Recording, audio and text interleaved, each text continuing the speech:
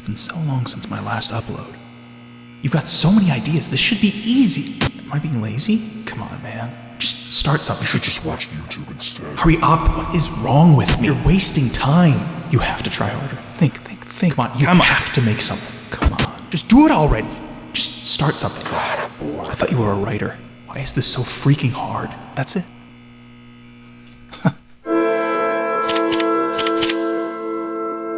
What if I told you that just because you procrastinate, that doesn't mean you're the lazy piece of crap every scammer, grifter, and grindset douchebag screams you are?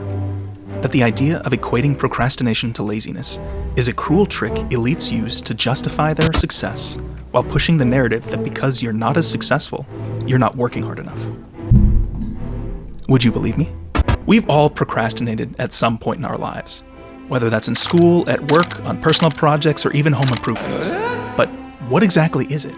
The dictionary defines procrastination as to keep delaying something that must be done, often because it is unpleasant or boring, or habitually and intentionally putting things off. Delaying something that must be done?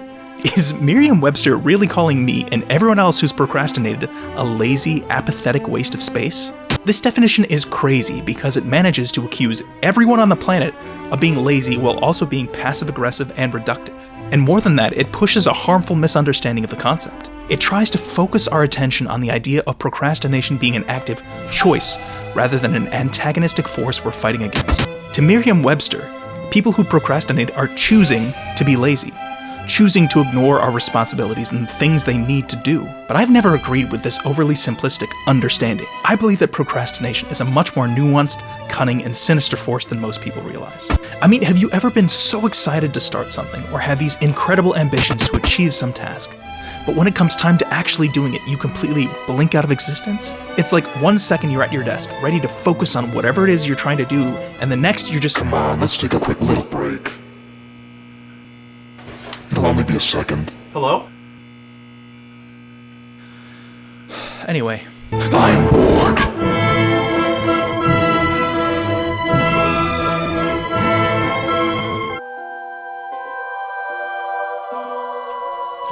Ah! 1 point for me. What the hell just happened? How did I get over here? It's like 1 second you're at your desk ready to focus and the next you're somewhere else entirely. Like when you come to, your life is skipped forward hours, days, or weeks, and the task you were trying to accomplish is just as unfinished now as it was when you started. This happens to me more than I care to admit. Now, there's nothing medically wrong with me, or anyone else that experiences it for that matter. We are not literally losing time, but it certainly feels like it. Not only because of how exhausted I am at the end of it all, but also because I know that I could have and I should have accomplished so much more with my time. But instead, I end up chasing rabbits on YouTube or playing a video game and fiddling my time away in other ways. It feels as though despite my best intentions, despite my desperate desire to be more productive and be better, that when push comes to shove, my mind and my body refuse to cooperate. Not my fault. And what's most frustrating and disheartening about all of this is that I'm fully aware of it while it's happening, but I'm also powerless to stop it. It's beyond discouraging, and I carry that disappointment and shame with me into everything that comes after. So why do we procrastinate? And more importantly, how can we stop it? In this essay, we're gonna try and beat. That's what you think. What the hell? Why is it so cold? You see, I hadn't really thought all that much about procrastination until I started writing these essays in earnest. This series, this video, and my creative ambitions have always sat in scattered notebooks or on email drafts or in the back of my mind for more than a decade. And every time I would try and bring them to life, something would stop me. That'd be me. And rather than sit there mired in misery, I would try to divert my attention to something else so that I wouldn't be reminded of my inadequacies. And I can hear some of you now already saying that I'm just lazy or entitled or what have you, but if you ask anyone who knows me, laziness is the last word they would use to describe me. Whenever I'm in on a project, I give my all to it. I get in early, I leave late, And when I used to work for an entertainment company, I was constantly surrounded by creative, ambitious people. They were the reason why I was able to fill notebooks full of ideas and be so passionate about the things that I was doing.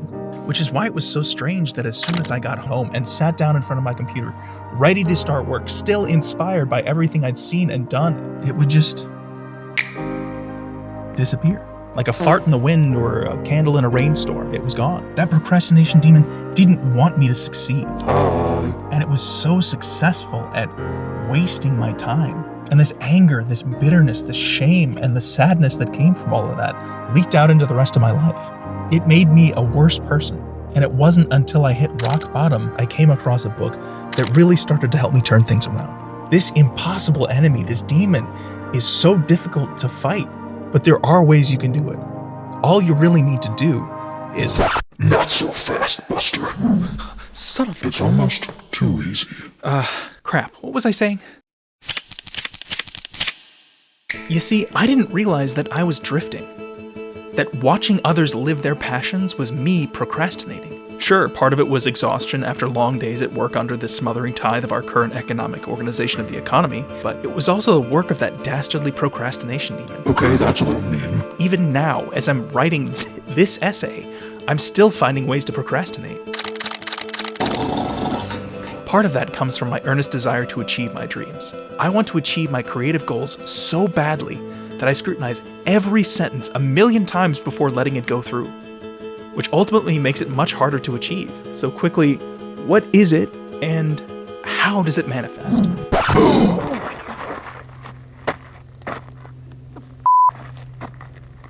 What the fuck?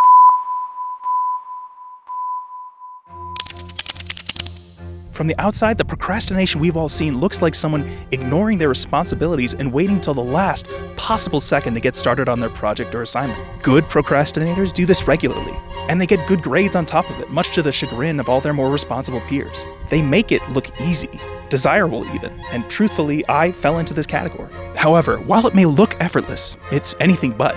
Most people hate it. I mean, sure, it can be useful in a pinch, but everything that comes with it sucks. One of the biggest myths about procrastination is that everyone who does it, it's simply terrible at time management. They just don't understand or forget about the deadline. It's months away, I can figure it all out later. But for myself and so many others, we have the exact opposite issue. I am hyper aware of every deadline. In my mind, that countdown begins the second I learn about that assignment. And from that moment forward, it's an ever-present threat, ticking down like a time bomb in the back of my mind. And it gets scarier and scarier every day I can't make significant progress. I know that I should work on this thing because I know it will only get more difficult the longer I wait. But despite my best efforts, every time I try to focus, my brain nopes into something else. Sure, I might make small progress here and there, but the focused attention and significant progress I want evades me until the overwhelming pressure of that deadline explodes in those final hours. And to be clear, the amount of work needed to complete a project does not change.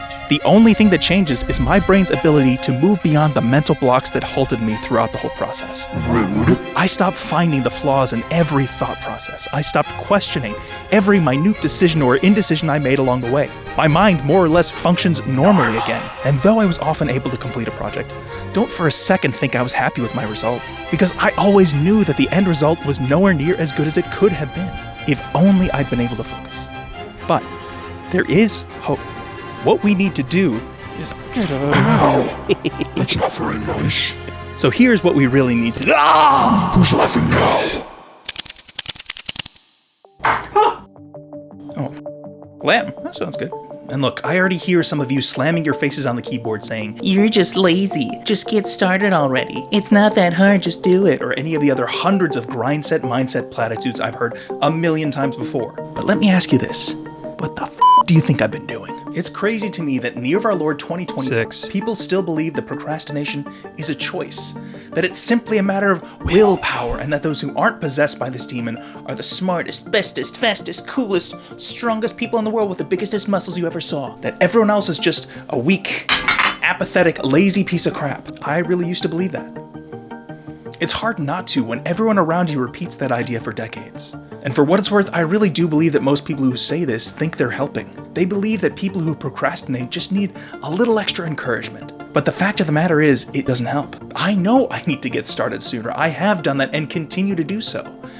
But that doesn't stop that demon. However, hearing people I respected repeat this over and over drilled into my mind that my effort wasn't enough. I had to do more. I had to try harder, to work harder. Even when I already spent countless hours staring at my screens or notebooks, trying to force myself past the mental blocks with nothing to show for it. I don't want to continue facing that extreme burnout, the hopelessness or the disappointment that I vividly remember experiencing every time I procrastinated.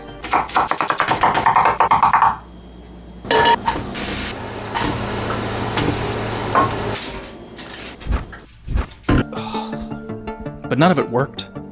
All it would take is a split second and I'd find myself walking down the obscure paths, following tangential threads and falling deep into the time sucks as usual. The demon isn't picky in how it affects your mind, only in that it can. Now, one of the biggest misnomers about procrastination is that it only affects you in school, and I've got some bad news for you. That pesky demon follows you wherever you go, and only gets more powerful with age. At least in school there were deadlines. The paper was due this date, the test was this date. But in life, our ability to procrastinate a task can expand endlessly. Shocking that less oversight leads to greater abuses and worse outcomes, I know. But how's that possible? Well, what about all those home projects you wanted to do? Like painting, crocheting, woodworking, cleaning out your apartment, travel somewhere overseas, to write a short story, to start eating healthier and going to the gym. Whatever it is, I'm sure you have something you've wanted to do but have been unable to commit to. Something stops us from following through. I'll start tomorrow.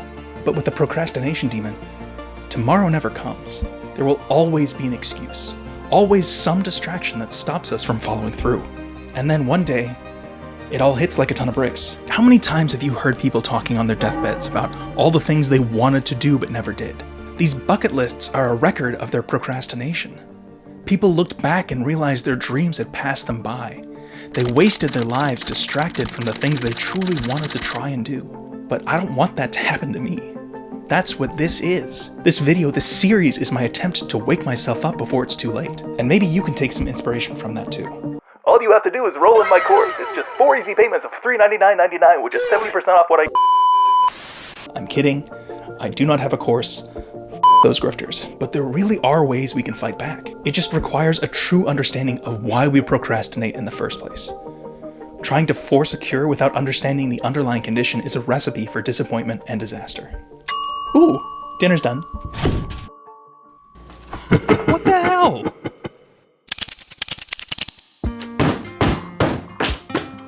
We have to learn the whys and the whats of it all. What's causing it? Why is it affecting me more than it is others? And what can I do to stop it? I found that these books were really helpful in my personal journey towards this understanding. Quiet the Power of Introverts in a World That Can't Stop Talking by Susan Cain, The Anxious Perfectionist by Clarissa W. Ong and Michael Tuig, and the final book, which was a little more out of left field, The Artist's Way by Julia Cameron.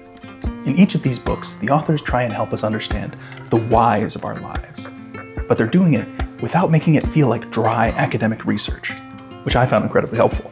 But in the case of procrastination, we already understand some of the whys that cause it. That's the more obvious things like poor time management skills, being unable to distinguish the importance of certain tasks, forgetting to do it, being overwhelmed and exhausted, and, one of my personal favorites, rebelling against authority. I don't want to do it because you're telling me to do so. Please don't ignore me. These are all very common reasons why people procrastinate. However, there are some very powerful and deeply rooted issues that we don't normally think about when it comes to this. Be rude.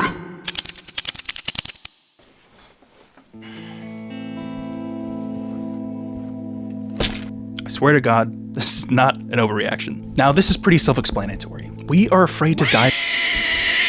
Give me 1 second. Okay, seriously, stop. I'm not playing around. It's not okay for you to give my secrets away like that. See what I mean? Now, this is pretty self-explanatory.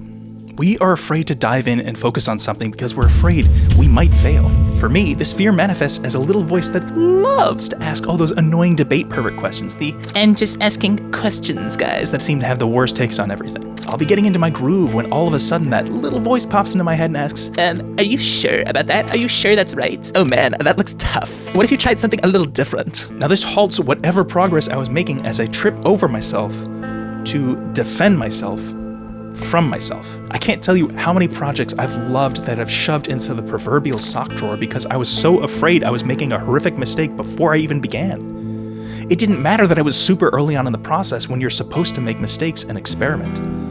But my fear of going down the wrong path stopped me before I even started. Now, if you don't suffer from this fear, I am incredibly jealous. You've lived a life blessed in ways you can't possibly fathom. However, you might also not fully understand why someone might be terrified into the paradox that makes failure inevitable. It doesn't come from nowhere. If you're someone who has spent most of their life succeeding, you're used to blowing past expectations of teachers, of family members, bosses, and even your own. But there will come a time when you meet your match, when you finally get the B you've always dreaded, or your personal project doesn't meet your wild expectations, or your boss says, "Is this it?" in that passive-aggressive tone that you hate. At that moment, this fear fully awakens inside you, and you start to think, "Oh my God, I messed up. How could I have done that? Why didn't I try harder? Will they fire me? Will they hate me? How can I do better next time?" You can't help but wonder whether the next task will stump you, or if you might get something wrong you didn't realize. And that makes sense, doesn't it? The difficulty of the tasks you need to complete has only ratcheted up until this point. So logically, it will only get harder from here. You're bound to fail again. And maybe next time they won't be so kind. You could lose your job, your friendships, your family's love. But even beyond that, you have to match your own expectations. Because inevitably, your self-perception and self-esteem are tied to your performance. You want nothing more than to be able to do what you've always done, which is to make everyone around you happy and proud. But that becomes your weakness as your expectations outpace your ability to achieve them. La la la, la la la, no one can hear you, la la la la. Dude, seriously, stop! Another subconscious procrastination trap is a drive for perfection.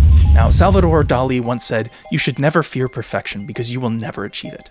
And while Mr. Dali is most certainly correct, he's also never lived in my head. I have shelved, as I said, so many stories, essays, scripts, and personal projects because they didn't match my impossibly high expectations.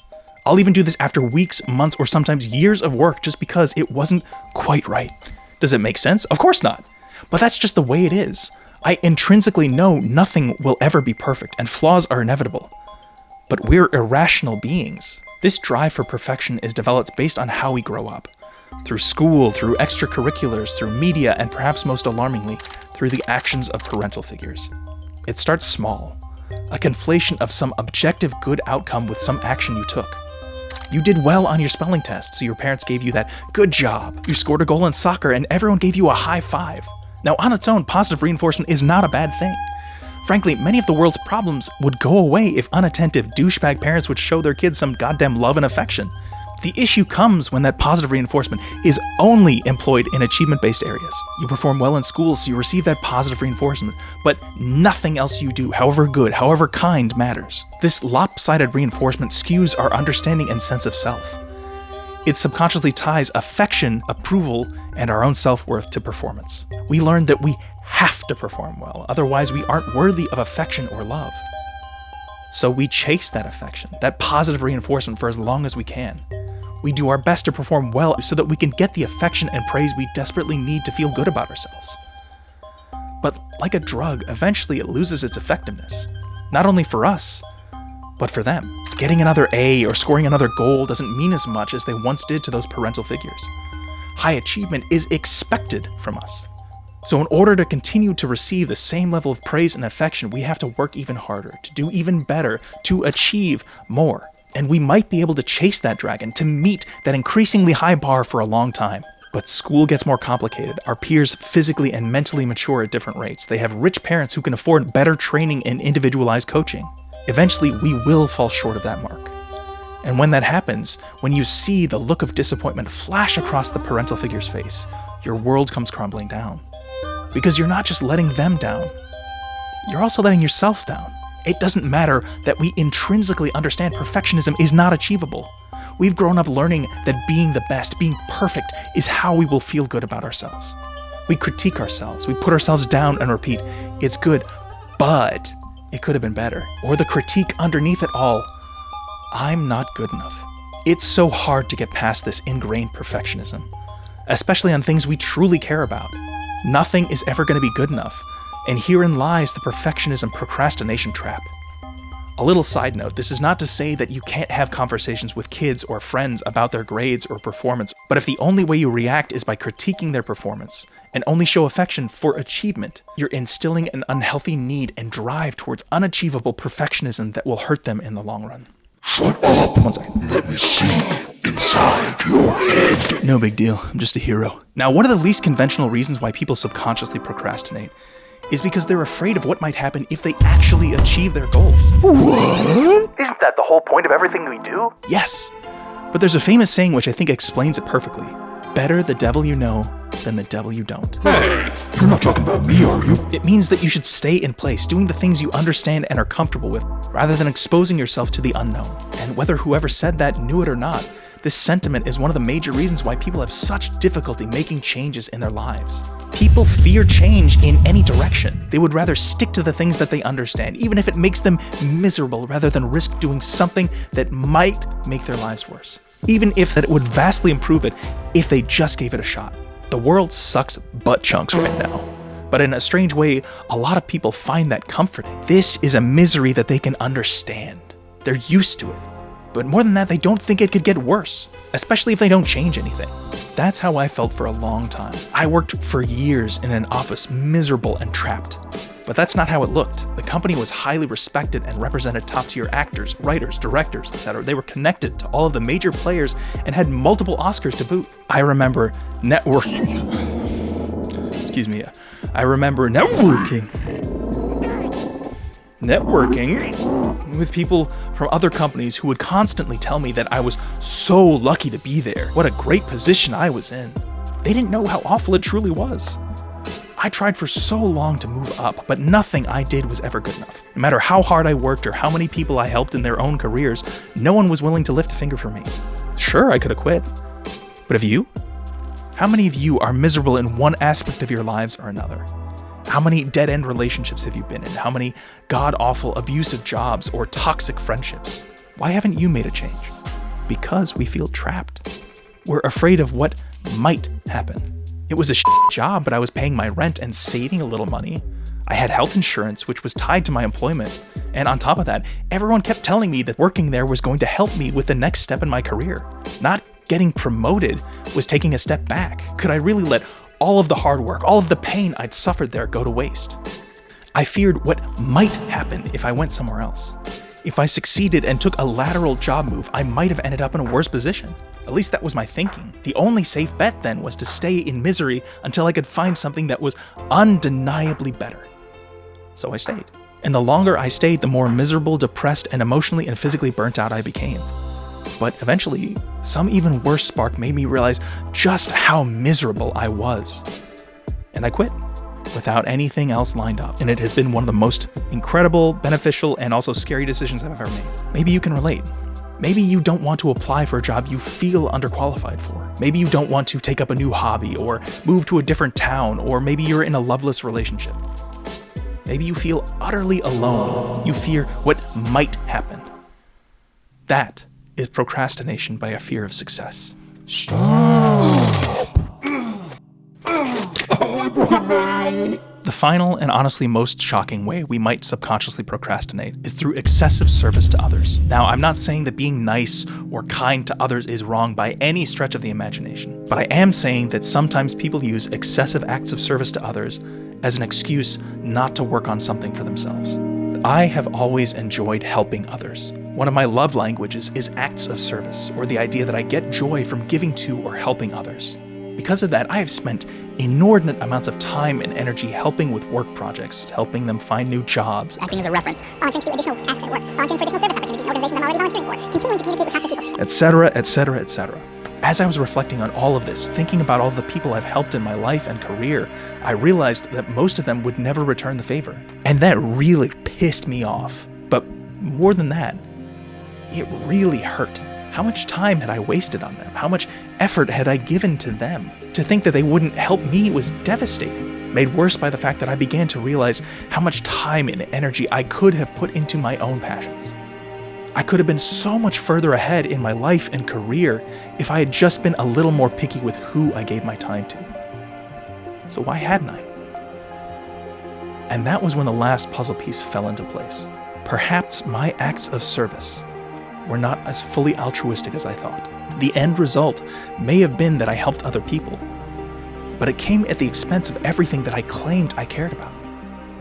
I used my acts of service to procrastinate. In a similar way to how billionaires use philanthropy to hide their money in tax-free philanthropic havens that they have full control over, I was using my acts of service to divert my own attention away from my goals and projects.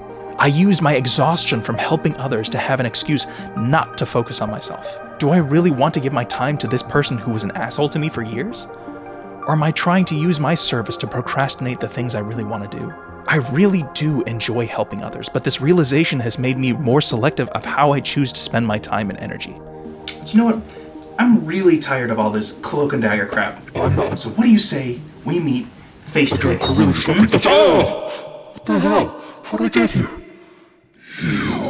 Oh, hi. Up until now, we've been rather harsh on the procrastination demon. We've taken a lot of time talking about the problems it causes in our lives. So in an effort to be fair, I thought we should give it an opportunity to give it space to enlighten us. I don't want to. So, how is procrastination good? Where's my agent? Ryan, pull up the contract. The floor is yours. Nope. You got nothing? Nothing polite.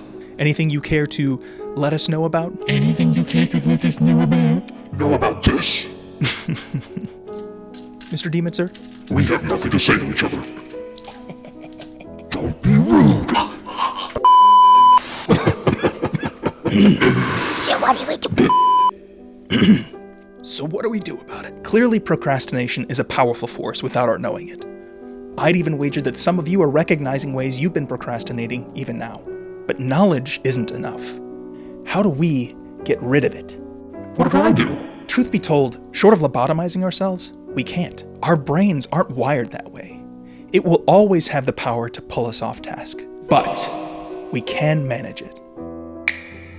Starting a task from scratch is overwhelming. The sheer size of it can be daunting and insurmountable in our minds, so we have to start by writing it down. Doing this takes the task out of the abstract where these ideas can grow and consume us and into reality. Keeping them bottled up gives that demon the ability to juggle our fears and anxieties so much that we get stuck in a never-ending loop. But having it written down gives our tasks form, and it becomes a tangible goal. Not that kind of breakdown. It's important to break down whatever it is we're trying to accomplish into smaller, more manageable subtasks.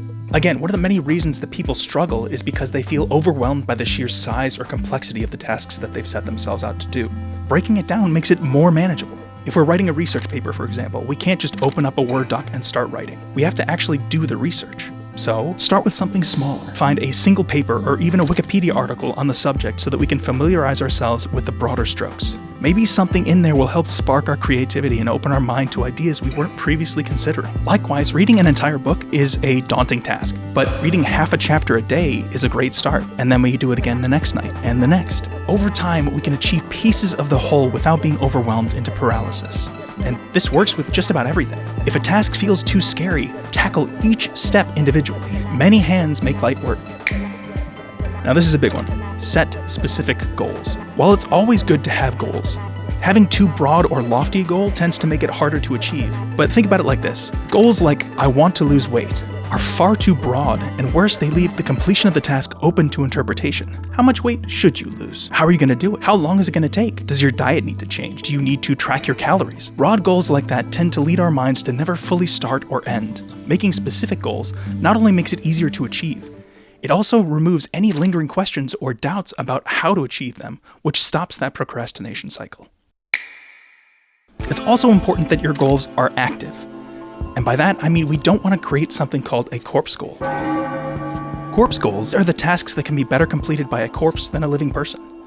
That's things like stop being angry, stop binge eating or drinking, stop being sad, stop being depressed. While they seem highly achievable, these goals are surprisingly harmful due to their passivity, which feeds our ability to procrastinate. When you're engaging in a corpse goal, you aren't doing anything. You're trying not to do something. A corpse will always be better at not doing things than you. More than that though, this type of goal leads to some really awkward and paralyzing scenarios. Inevitably, you will fail to achieve one of these goals at some point.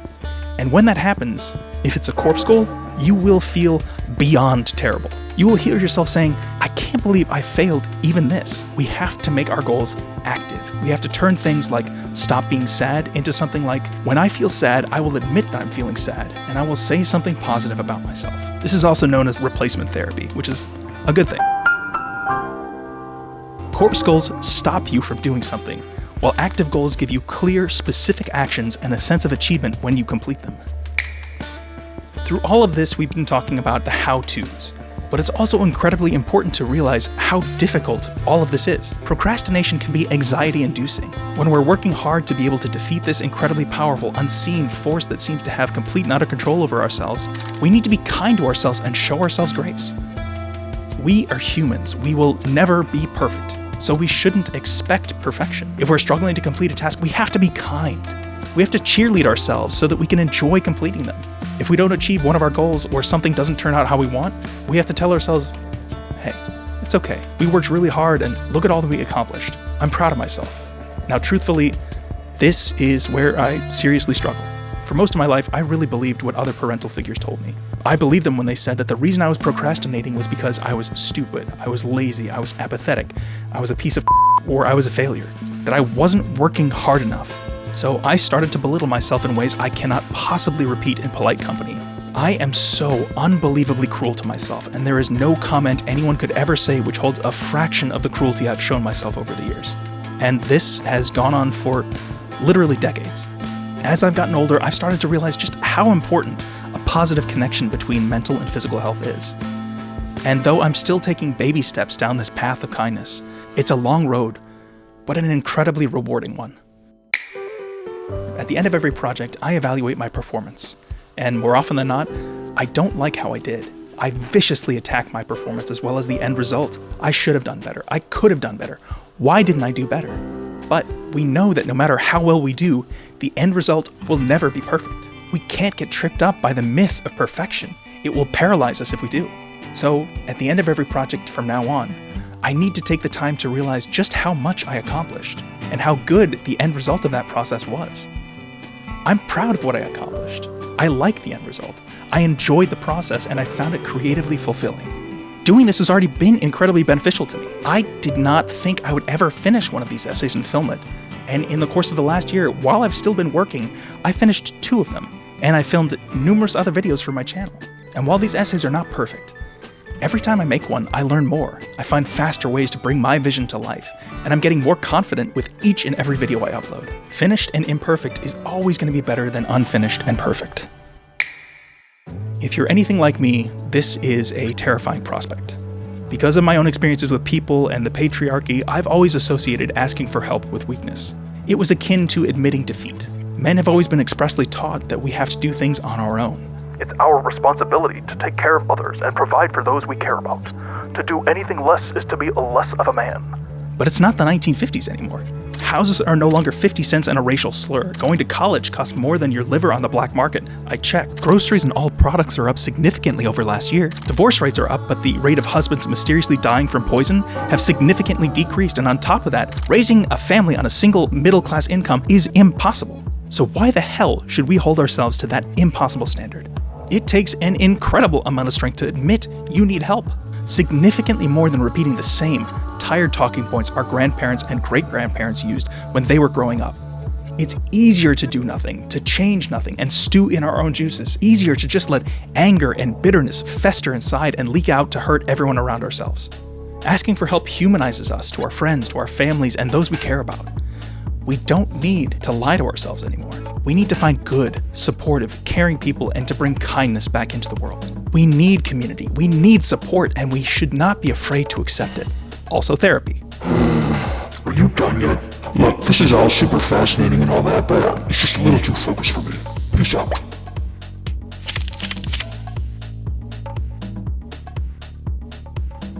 Look, I know that I will never be able to fully defeat procrastination. Even after all this, I understand that some days will be better than others. But I'm not going to stop fighting to make sure that I live a fulfilled life, doing the things that I've always wanted. It's too easy to give up and live in misery under the status quo. And more than that, it's boring. We all deserve so much more than that. We can't let that demon control us and stop us from ever truly exploring our passions and doing the things we want to do. Now, one small side note. I fully recognize that I'm not a doctor. I never claimed to be. I recognize that ADHD and neurodivergency play a role in all of this as well. I'm also fairly convinced that I'm somewhere on the spectrum. Now that I'm done with this essay, it's time for me to think about what's next. Maybe I could do another essay about...